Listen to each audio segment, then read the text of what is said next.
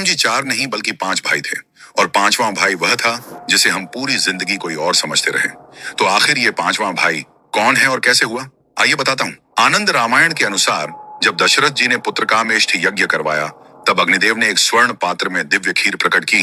स्वागत है आमिर को राजा दशरथ की तीनों रानियों में बांटने को कहा। लेकिन जब खीर बांटी जा रही थी तब देवताओं की मदद से एक कौवा आया और खीर के पात्र से थोड़ी सी खीर अपने पंजे में लेकर उड़ गया। फिर वही खीर वायुदेव की कृपा से तपस्या में लीन माता अंजना तक पहुंची और उसी खीर से हनुमान जी का जन्म हुआ। यानी जिस खीर से राम का जन्म हुआ उसी खीर की वजह से हनुमान जी भी प्रकट हुए। इसीलिए कई संतों ने कहा कि हनुमान जी राम जी के 5वें भाई हैं। अब सुनिए प्रमाण। तुलसीदास जी ने स्वयं हनुमान चालीसा में लिखा, तुम मम प्रिय भरत ही सम भाई, यानी हे हनुमान तुम मेरे लिए भरत के समान हो। और इससे भी बड़ा तथ्य श्री रामचरितमानस में 5 बार भरत जी हनुमान जी को भ्राता कहते हैं। यह सिर्फ भाव नहीं, शास्त्रीय संकेत है।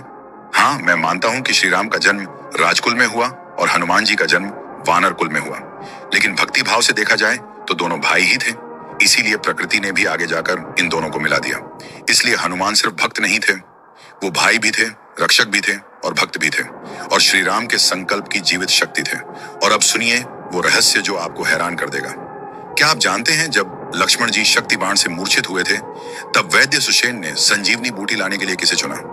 हनुमान जी को। क्यों? क्योंकि सिर्फ वही थे जो श्री राम के भाई को बचाने की जिम्मेदारी उठा सकते थे। भाई ही भाई का दर्द समझ सकता है।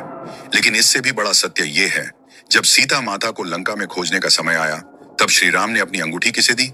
हनुमान को, क्योंकि परिवार का सबसे विश्वसनीय सदस्य ही इतनी बड़ी जिम्मेदारी संभाल सकता है। और अब आता है सबसे चौंकाने वाला तथ्य। वाल्मीकि रामायण के अनुसार युद्ध के बाद जब श्री राम अयोध्या लौटे और राज तिलक हुआ तब उन्होंने अपने सभी भाइयों को राज्य का एक एक हिस्सा दिया। लेकिन हनुमान जी को क्या मिला? कुछ भी नहीं।